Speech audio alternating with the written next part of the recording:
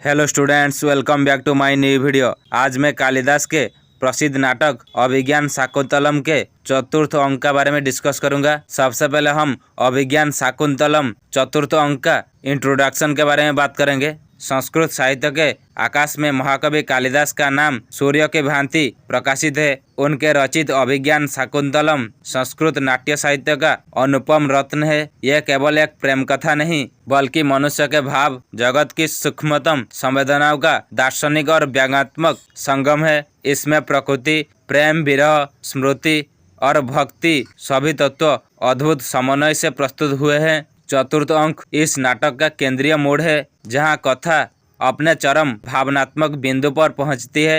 यही वह अंक है जहां राजा दुष्यंत और शकुंतला के प्रेम का स्वप्न भंग होता है। यहाँ से कथा करुणा और विरह के क्षेत्र में प्रवेश करती है। अब चतुर्थ अंक का सामरी के बारे में बात करेंगे। तीसरे अंक में जहाँ शकुंतला और दुष्यंत का गंधर्व विवाह संपन्न होता है और वे सुख के क्षण में मग्न है, वही चतुर्थ अंक में प्रारंभ होता है। विरह का यथार्थ जीवन। दुष्यंत अपने राज्य की ओर लौट जाते हैं और शकुंतला गर्भवती हो जाती है। अब उसके जीवन में आशा और प्रतीक्षा के दिन है। वह अपने पति के पास भेजे जाने की अभिलाषा रखती है। ऋषि कण्व उस समय आश्रम से अनुपस्थित है, परंतु जब उन्हें शकुंतला की स्थिति का ज्ञान होता है, वे उसे आशीर्वाद देकर दुष्यंत के पास भेजने का निर्णय करते हैं। शकुंतला की विदाई की तैयारी। अंक के प्रारंभ में कण्व के शिष्य और आश्रम की स्त्रियां शकुंतला की विदाई की तैयारी में व्यस्त है। ये दृश्य अत्यंत भावुक और मार्मिक है।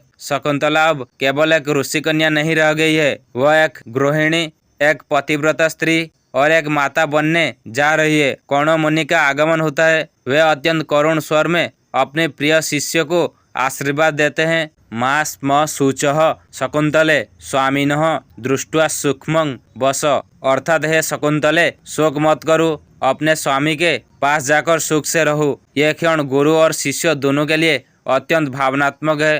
कण्व की करुणा, शकुंतला की लज्जा, आश्रम स्त्रियों का स्नेह, यह सब मिलकर दृश्य को मानवीय संवेदना का शिखर बना देता है। शकुंतला की विदाई। जब शकुंतला की पालकी प्रस्थान के लिए तैयार होती है तो समस्त आश्रमवासी उसे विदा करने आते हैं।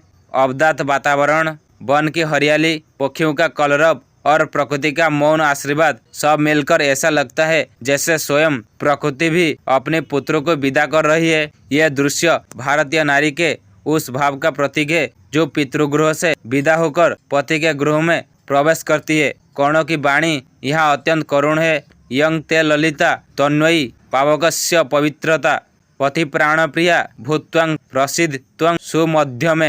यहाँ कण्व अपनी शिष्या को पत्नी धर्म की मर्यादाओं का स्मरण कराते हैं। कालिदास ने इस अवसर पर श्रृंगार और करुण रस का अद्भुत संयोजन प्रस्तुत किया है। अब अभिज्ञान शाकुंतलम के चतुर्थ अंक का भावात्मक विश्लेषण के बारे में बात करेंगे। मातृत्व और स्त्री संवेदना का चित्रण। इस अंक में शकुंतला के भीतर मातृत्व का भाव जागृत है। उसका शरीर गर्भवती है और मन आशाओं से भरा है। यह अवस्था एक स्त्री के जीवन की सर्वाधिक कोमल संवेदना की प्रतीक है।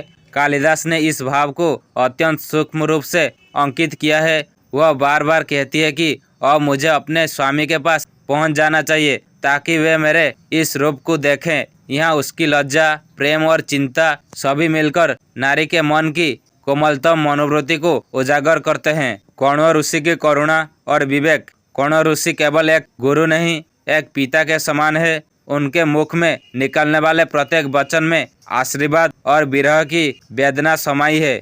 उनकी दृष्टि में धर्म और प्रेम का समन्वय है। वे जानते हैं कि शकुंतला का जीवन अब केवल उसका नहीं, एक नए कुल की मर्यादा से जुड़ा है। उनकी शिक्षा में संस्कृत भारतीय संस्कृति की परंपरागत दृष्टि, पवित्रता, धर्म, गृहस्थी, आश्रम की मर्यादा और कर्तव्य की भावना स्पष्ट झलकती है। प्रकृति का मानवीकरण। कालिदास की विशेषता यह है कि वे प्रकृति को भावनाओं का जीवित रूप बना देते हैं। जब शकुंतला विदा होती है तब वृक्ष मुरझा जाते हैं, पशु मौन हो जाते हैं, पक्षी उदास स्वर में पुकारते हैं। यह सब उस गहरी एकात्मता का प्रतीक है जो मानव और प्रकृति के बीच भारतीय काव्य परंपरा में विद्यमान है। यहाँ कालिदास ने न केवल स्त्री की भावनाओं को बल्कि समूचे विश्व की करुणाभूति को मूर्त रूप दिया है। विरह और स्मृति का आरंभ। इस अंक के अंत में ही कथा में वह टर्निंग पॉइंट आता है जो आगे 5वें अंक में विस्तृति और साप की स्थिति तक पहुंचता है। दुष्यंत से दूर होने के साथ शकुंतला का मन स्मृति और प्रतीक्षा में डूब जाता है। यह वही मानसिक अवस्था है जो आगे जाकर दुर्वासा के पास दुर्वासा के साप का कारण बनती है। अंततः ये अंक भावनात्मक दृष्टि से एक संक्रमण अंक है प्रेम से विरह की ओर।